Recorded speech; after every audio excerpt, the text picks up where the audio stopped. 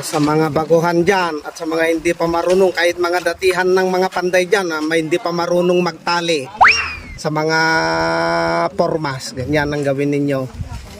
Gawa kayo ng pondohan ng isa doon, tapos balikuin nyo yung pako sa kabila, para doon kayo magtiter.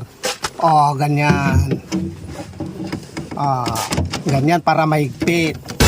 Mahigpit ang pagkatali. Ayan, hindi nabibitaw yan. Sa mga nagmamarunong dyan, makinig kayo para matuto kayo.